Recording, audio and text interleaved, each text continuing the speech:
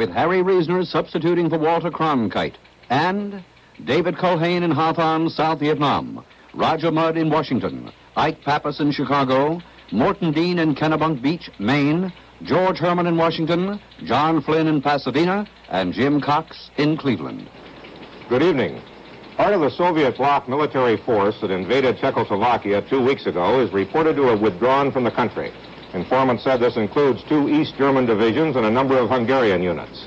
And in Prague today, Soviet troops pulled out of some public buildings, including the headquarters of President Ludwig Svoboda and the offices of the Czechoslovak News Agency.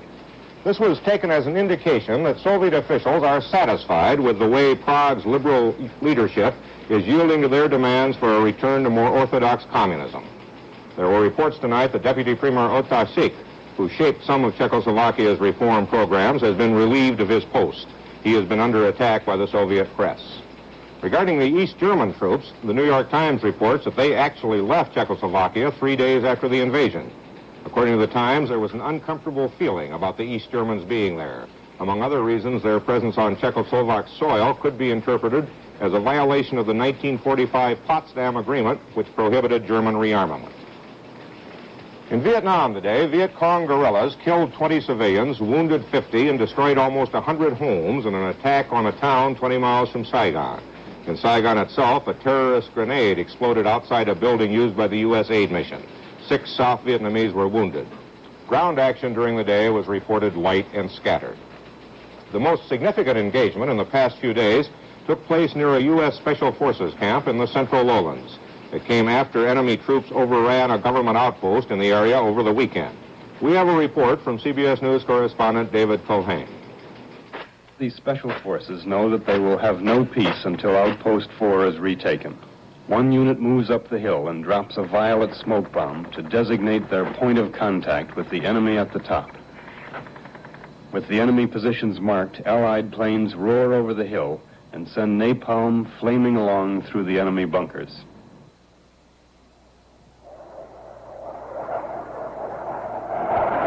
Enemy troops moved into one little village only 300 yards away and started mortaring the camp. Most of the villages were out of the way when American airstrikes were called in to silence the mortars. Now the villagers move their few remaining possessions to a hamlet even closer to the camp.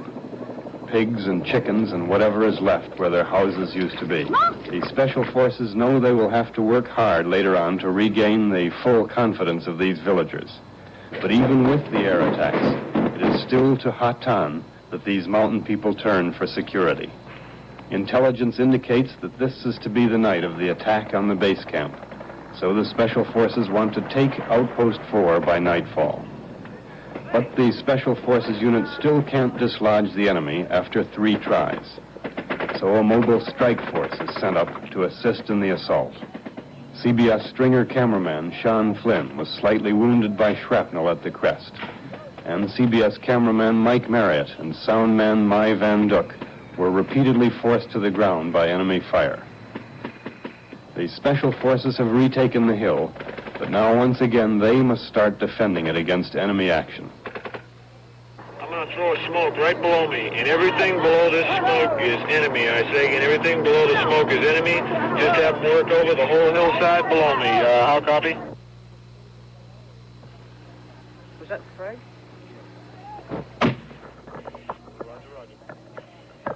Women come to look for the bodies of their husbands, men who served with the Special Forces.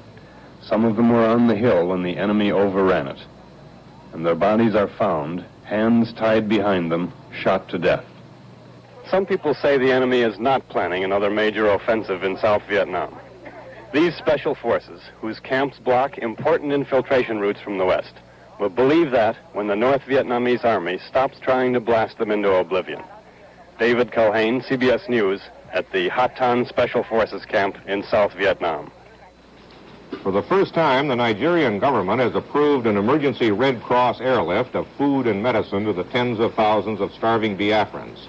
This means that Nigerian forces won't shoot at the planes as they had been doing while enforcing a blockade around Biafra. Today's announcement followed a meeting between Red Cross and Nigerian officials and came after the Red Cross said it planned to go ahead with the airlift in spite of the risks.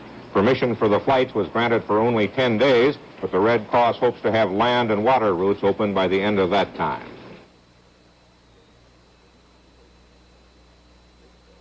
Introducing the waste meter. It shows that an executive who dictates to a secretary instead of to IBM dictation equipment, Frost Guild Incorporated, which is nearly twice as fast, wastes 20 cents a letter. And a secretary who types, erases, and retypes wastes 85 cents, because she could do it in just about half the time, including revisions, on a remarkable IBM typewriter, the MTST. Together, they waste $1.05 on every business letter. It's about time. Which brings us to the corporation waste meter. It shows that 100 people, each writing just 5 letters a day, waste $126,000 a year. Which brings us to your IBM Office Products Division representative, who can show people how to stop wasting time and corporations how to stop wasting people. Call him. After time out for the political conventions, members of Congress go back to work tomorrow. What they will accomplish is uncertain. CBS News correspondent Roger Mudd reports. Any prediction about the second and a half session of the 90th Congress depends on just how many itchy members start ducking out to campaign for re-election. The leadership on both sides of the Capitol figures it can hold a quorum in town for about 6 weeks, say until October 15th. But after that, legislative attentiveness will vary in inverse proportion to political survival. All 435 seats in the House are at stake. In the Senate, 34 seats are open, but 10 of the occupants have already retired or have been defeated in primaries. If in those 6 weeks the House can clear its 5 appropriations bills, plus perhaps the Farm Bill and an omnibus education measure, it will consider its work done. But the Senate, in addition to the appropriations bill, still is facing the House-passed gun bill and the controversial Supreme Court nominations of Abe Fortas and Homer Thornberry. This has caused Senate Leader Mansfield to suggest that after agreement is reached on appropriations, perhaps the House could go home, leaving the Senate to return after the election to struggle with Fortas and Thornberry. No one is really sure now whether the Senate will confirm the president's 2 court appointees. Senator Eastland's Judiciary Committee meets in the morning. There are enough votes in committee to report out the nominations, but not enough to end the filibuster on the floor, unless, that is, the filibuster starts in mid-October, when enough members might suddenly find that protecting their own political skins is more important than protecting the Supreme Court. There's one other factor guaranteed to slow down the legislative so-called process. It's the politicians' blind instinct to carp and harp at each other during an election year. It is what Mansfield calls the gaseosity factor. Roger Mudd, CBS News, Washington. Only 10,000 men are to be drafted in November, the lowest call in 3.5 years. The high mark this year was in April, when 48,000 men were drafted. Since then, the quotas have been dropping each month.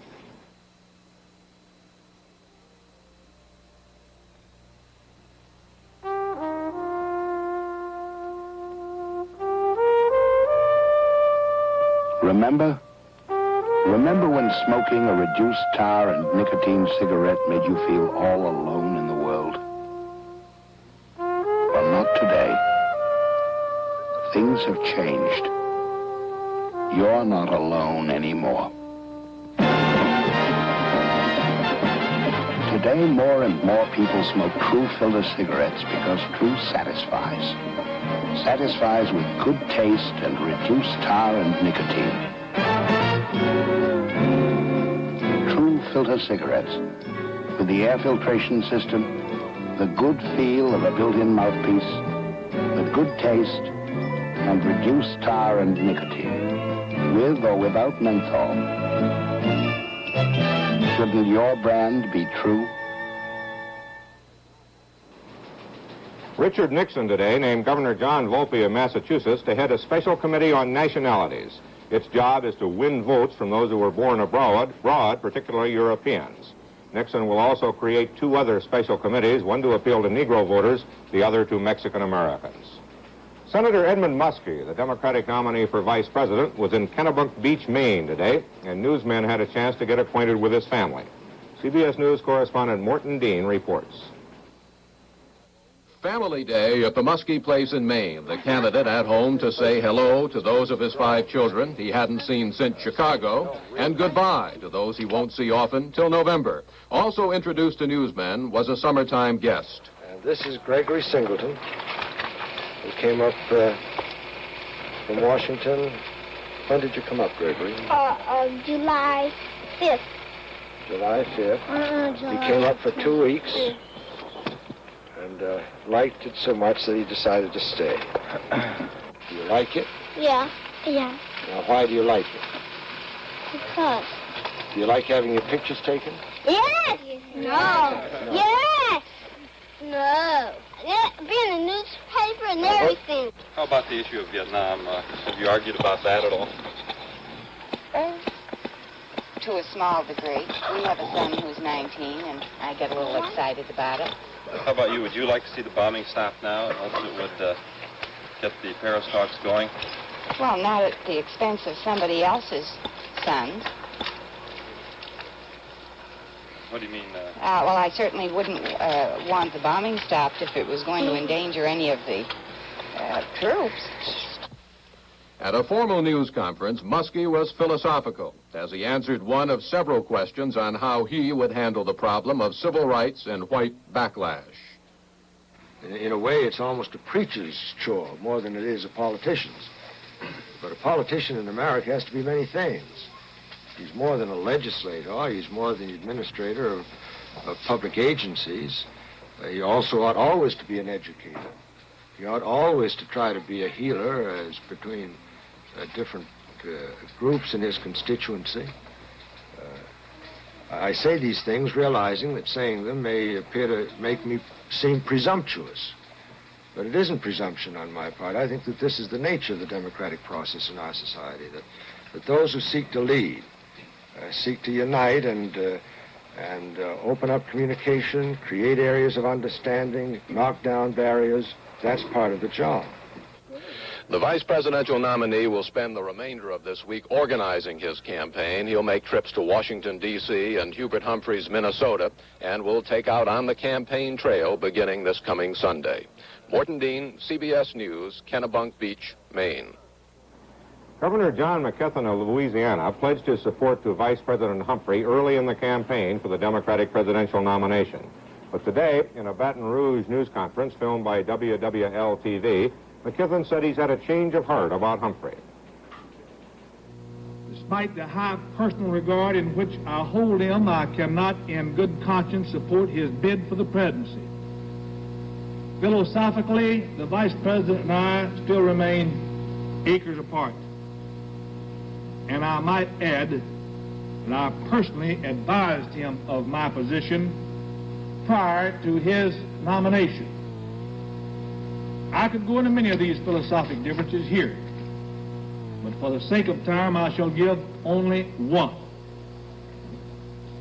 At the convention before a live televised caucus of the California delegation, the vice president stated that he believed that former President Eisenhower's greatest contribution to this nation was naming Mr. Earl Warren as Chief Justice of the United States Supreme Court. I consider this appointment by Mr. Eisenhower to be one of the worst made by any president in our nation's history, as I believe that the Supreme Court under Mr. Warren has done more to weaken the Constitution of the United States and dilute the true meaning of democracy, specifically with reference to law and order, than any other single factor in this land. Humphrey had no comment on McKeithen's statement. Humphrey was back home in Waverly, Minnesota today, planning campaign strategy and celebrating his 32nd wedding anniversary. Mayor Richard Daley of Chicago held a news conference today and had some strong things to say about communications organizations. CBS News correspondent Ike Pappas reports. Mayor Daley held his second press conference since the convention. It turned out to be an abbreviated press conference. Again, the mayor declined to answer questions from the press. The mayor demanded an hour of prime time from the 3 television networks to defend his city against brutality charges. Requested on behalf of the city of Chicago 1 hour of prime time on the 3 national broadcasting stations in order to tell what truly and actually happened in the city of Chicago on last week. And above all, I think we should have some clarification on the incident on the 15th floor of the Conrad Hilton, which was not reported accurately or reported in detail. And here it is, and a copy of it, which is all documented.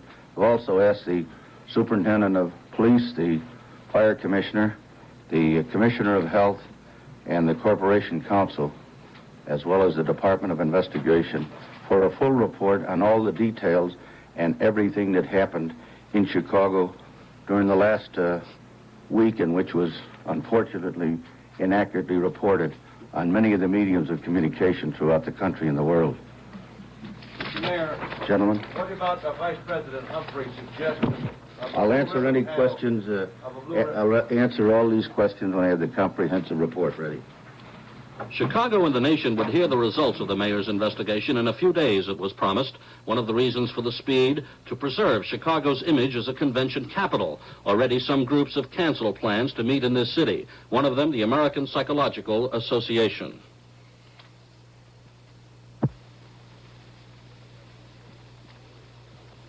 Well, the American Psychological Association voted not to meet in Chicago in '69 because our membership said that they wouldn't attend the convention if we held it there. Our members arrived with the pictures of violence at the National Democratic Convention very much in their minds, and with the realization that we would be there in that same city next year, and a feeling that our going to that city would in some sense condone the kind of activities that they'd just seen. Insisting the vast majority of organizations will not move, the Convention Bureau issued a statement. Direct cancellation of a scheduled meeting based on opinions gathered from televised observations without discussion with facilities that have confirmed space might necessitate legal damage claims. Now, this is unprecedented in the convention industry, but unilateral cancellation of a confirmed agreement is also unprecedented. Thousands of letters flooded City Hall today, though some were highly critical of the mayor. The majority praised him and the police, according to City Hall aides. Some friends of Daley also came forward, among them Cook County Sheriff Joe Woods, who referred to a call by Vice President Humphrey for a blue ribbon probe. He wants a blue ribbon committee to investigate last week, comprised of sociologists, psychologists, and other people that weren't here. That would be like inviting me to look at the work that you men do. I'm not qualified. And with the Yippies, the mobilization, the National Guard, and the federal troops gone, there was little doubt how some Chicago neighborhoods felt about the forceful handling of the demonstrations. From Mayor Daley.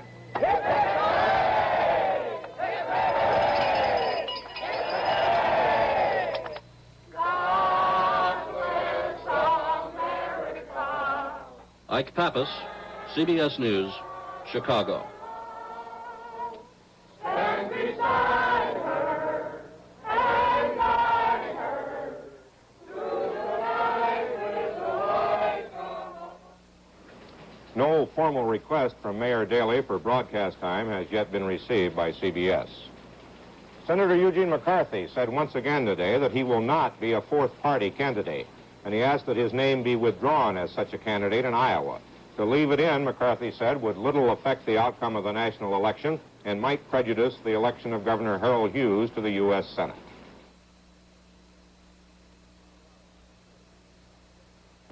You can tell a lot about a cereal just by shaking the package. Wheaties even sound crisp, and when you pour them, you can also see how crisp they are. But you won't really know how crisp today's Wheaties are till you taste how these big toasted whole wheat flakes stay crisp in milk right down to the last delicious crunch. Hungry? Have some. Wheaties, breakfast of champions. Pretty skimpy lunch. Enough for this weather. Soda pop all you're having. Too hot to eat. What's the mother to do? Serve total for breakfast. The only leading cereal, hot or cold, with a whole day's vitamin supply. 1 bowl, 1 ounce, gives you 100% of every minimum daily adult vitamin requirement now set by the U.S. government. You get your vitamins come what may when a bowl of Total starts your day. Patrick Cardinal O'Boyle today warned a group of 52 priests in his Washington Archdiocese to accept in full Pope Paul's statements on birth control or face some form of punishment.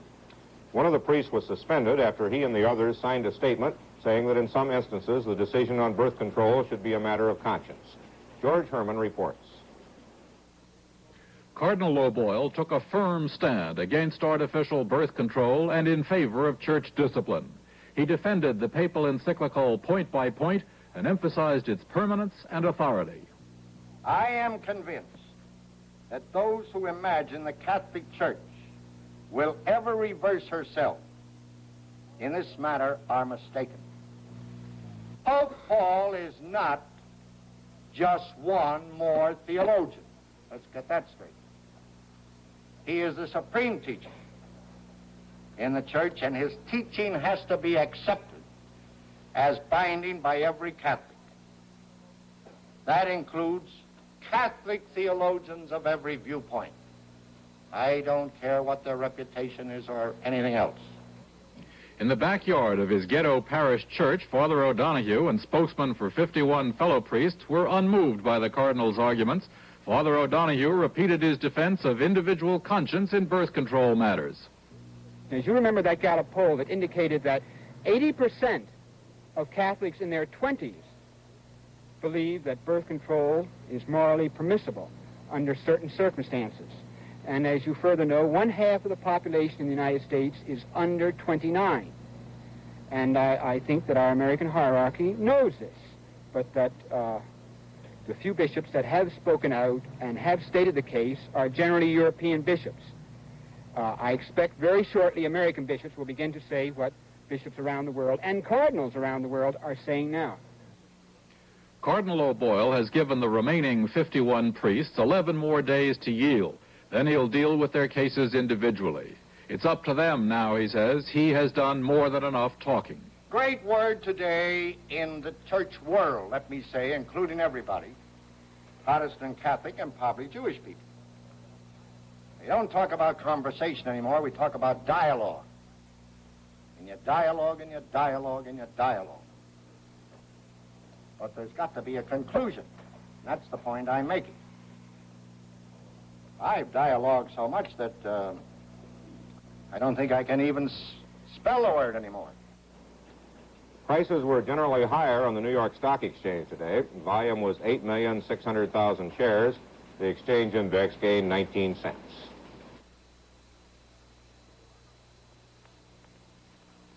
The Parker Paint Company sponsored this ballpoint marathon because Parker wins, that's why.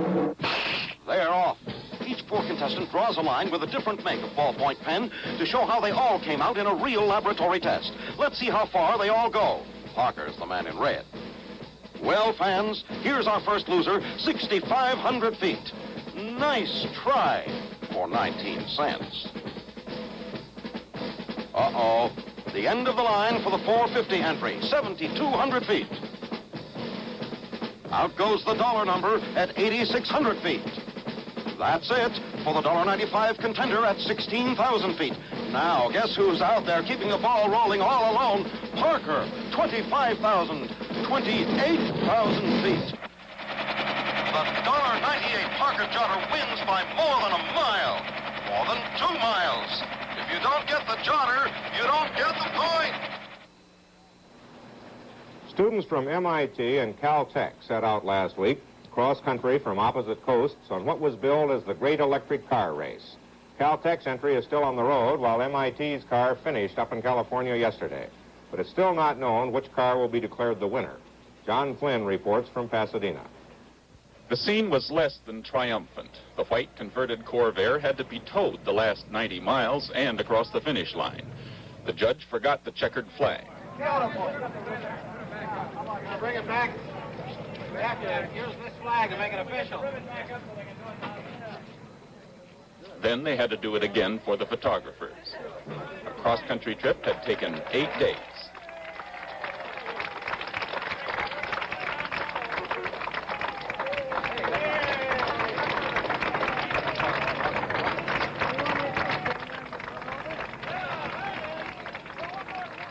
The Massachusetts car had 3 breakdowns and repeated instances of its batteries, valued by one official at $20,000, going dead. That meant repeated tows to the next charging station. But the rules of the race allow for such things, and the MIT drivers are aware they could still be the winners. It must hurt your pride to have to be towed across the finish line. A little bit, but we've had a little practice with towing so far, so it's not all that bad. How's the winner going to be adjudged now? The winner will be judged on an elapsed time corrected. We get penalized for every mile we tow. Wally gets penalized for every time he charges before he gets to his charging point. He's carrying along a portable charger. We chose to tow as opposed to carry along the charger. What happened that you had to be towed in here at the end? We blew up our motor. Leon Loeb, coordinator of the Massachusetts car, acknowledged the trip was more difficult than expected. Well, do you think that a car of this sort is the answer to transportation? No, I don't think it's the answer to cross-country transportation right now, although it might be in the future. I think that this type of cars could be quite useful in the future for urban transportation, however. But you don't recommend it for a cross-country like you've just come? Well, not today. The Caltech car, a converted Volkswagen bus, is still en route. It was filmed yesterday evening recharging on the Ohio Turnpike near Cleveland. At last report, this car was on the New York Thruway near Syracuse, expected to reach Cambridge, Massachusetts tomorrow morning. Reporter Jim Cox of WJW-TV Cleveland talked with Caltech's Wally Rappel. Our intention has been the stimulation of college students and people in industry toward the development of a practical battery or fuel cell, which in turn would help reduce our air pollution in our big cities, make our cities a lot quieter. And the reason I've been focusing on the electric car rather than steam cars or turbine or some other propulsion system is because I feel the electric car in the long run has the best chance of succeeding. The cost of electricity for moving this 4,600-pound vehicle completely across the continent will only be about $20. Hopefully, tomorrow will end the great cross-country race, but judges, using a complicated formula that only college engineering students could have dreamed up, will still have to figure out who won. John Flynn, CBS News, Pasadena, California. That's the news. This is Harry Reasoner for Walter Cronkite. Good night.